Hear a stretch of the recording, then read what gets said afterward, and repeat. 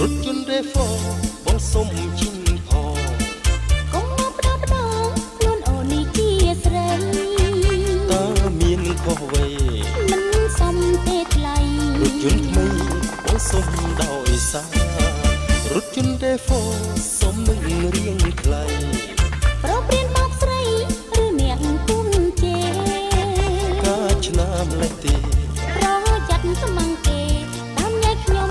ទាំងคนដែលថ្ងៃបងស្នេហ៍តែអូនស្រីប្រងអីក៏ធ្វើមុខរឹង